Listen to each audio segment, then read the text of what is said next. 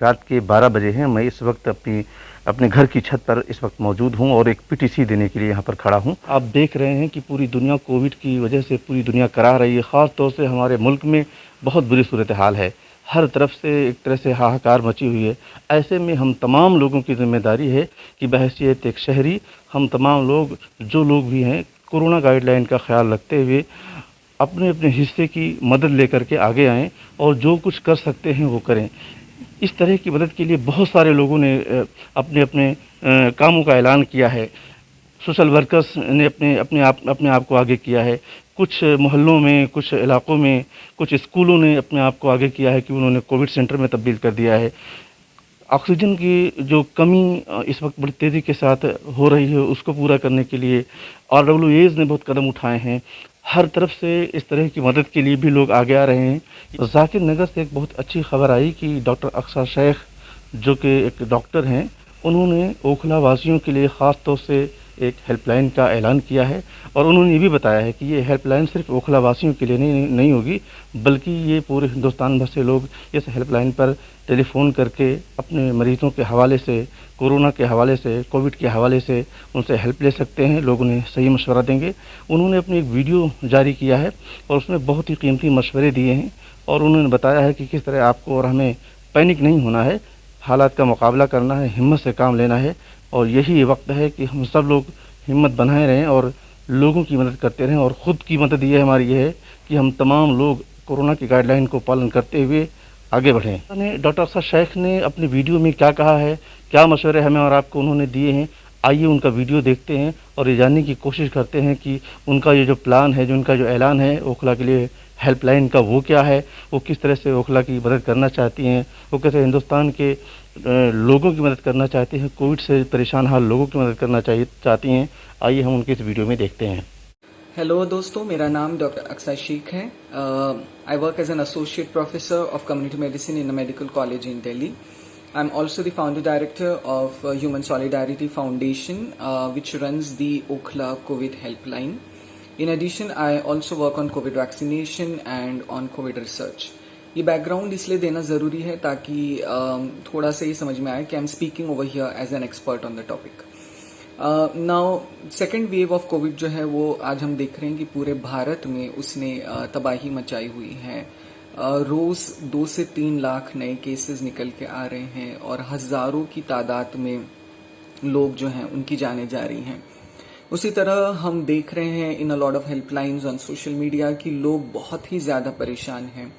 Beds available नहीं है, खासतौर से ऑक्सीजनेटेड बेड्स या आईसीयू बेड्स.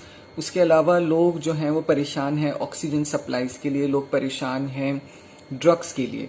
एंड जहां ड्रग्स की बात हो रही है तो लोग बिल्कुल परेशान की हद तक पहुंच चुके हैं, जहां तक ड्रग्स लाइक रेमडेसिविर, फैबीफ्लू, टोक्लिजुमैब या इन सारी दवाइयों के नाम आपने सुने होंगे.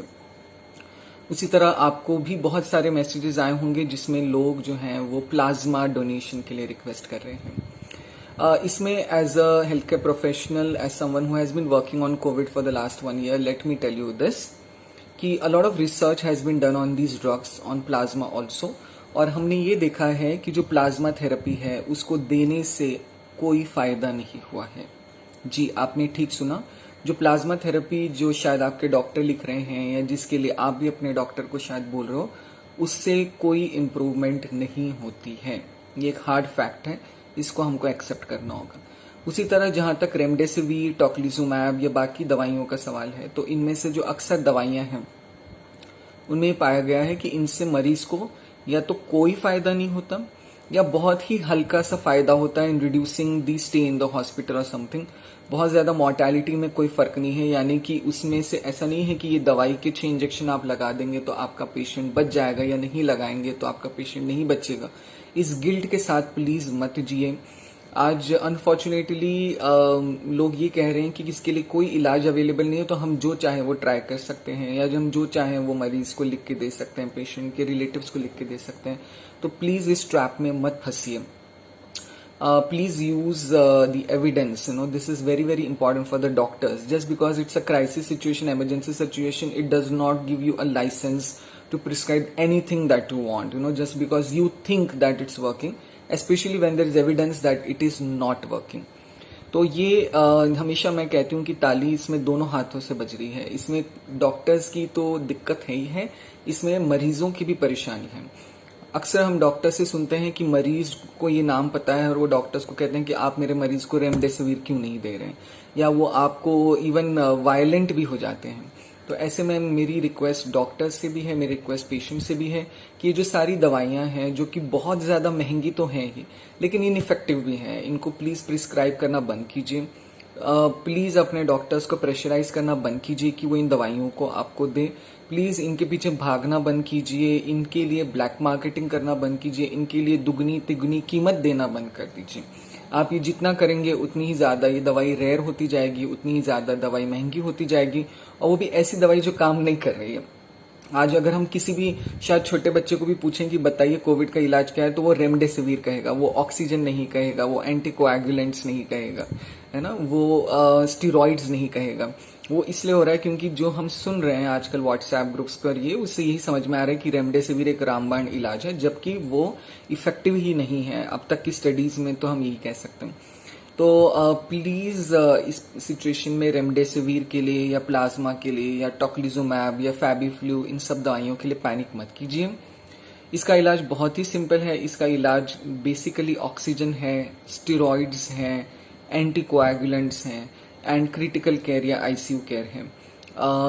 जहाँ तक हो सके माइल्ड केसेस में आपको ये कोशिश करनी है कि आप घर में ही रहें, अपना इलाज करें। हम ओखला कोविड हेल्पलाइन मैनेज कर रहे हैं जो ओखला के लोगों के लिए है, लेकिन ऑल ओवर इंडिया से हम इसमें कॉल ले सकते हैं। इसका नंबर है 9971736222। प्लीज़ इस नंबर पे कॉल कीजिए और हमारे डॉक्टर विद इन 1 आवर आपसे बात करेंगे। वो आपको सही सलाह भी देंगे, उसको आप फॉलो कीजिए, घर पे रहिए, होम आइसोलेशन कीजिए। और साथ ही जो लोग अभी बीमार नहीं हैं, जिनके फैमिली मेंबर्स में लोग बीमार नहीं हैं, उनसे रिक्वेस्ट है कि प्लीज़ वॉलंटरीली जो है बाहर जाना बंद कीजिए, वॉलंटरीली मास्क पहनिए। डोंट वेट कि कोई चालान काटेगा आपका तब आप मास्क पहनेंगे। वॉलंटरीली मास्क पहनिए और कोशिश करिए कि एटलीस्ट अगले 2-3 हफ्ते तक अपने बिहेवियर को कंट्रोल करें, ताकि इस डिजीज को जो है, ये जो सेकेंड वेव आई है, इसको हम काबू में ला सके। यकीन मानिए बहुत ज़्यादा लोग परेशान हैं जब वो अपने लोगों को अपने आंखों के सामने जो है दम तोड़ता हुआ देख रहे हैं। तो इसमें प्लीज़ आप हमारी मदद कीजिए, और मदद आप कर सकते हैं घर में रह के, मदद आप कर सकते हैं मिस इन्फॉर्मेशन को ना स्प्रेड करके, मदद आप कर सकते हैं खुद अपना ध्यान रख के। तो यही एक छोटा सा मैसेज मुझे आप लोगों को देना था। अगर कोई भी इससे रिलेटेड आपके कमेंट्स हों, सवाल हों, इस वीडियो के नीचे आप उनको ड्रॉप कर सकते हैं and will try and get back to you. With all this please remember us in your prayers and अल्लाह हाफिज़। तो नाज़रीन, देखा आपने डॉक्टर अक्सा शेख ने किस तरह से हमें और आपको किस तरह से उन्होंने गाइड किया है और एक एक चीज़ को उन्होंने बताया है। और आज न सिर्फ ओखला बल्कि पूरे हिंदुस्तान के लिए वो एक हेल्पलाइन जारी कर रही हैं, और जिसके ज़रिए से लोग उनसे कोविड हेल्पलाइन पर आकर के मदद हासिल करेंगे।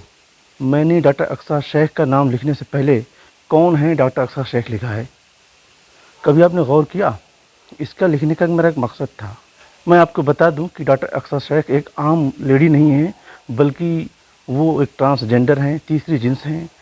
उनके वालिदैन ने उनको पढ़ाया लिखाया और इस काबिल बनाया कि आज वो पूरे हिंदुस्तान की मदद करने के लिए अपने आप को आगे ला रही हैं और काम कर रही हैं कई प्लेटफार्मों पर, जैसा कि उन्होंने बताया कि वो सरगर्म हैं।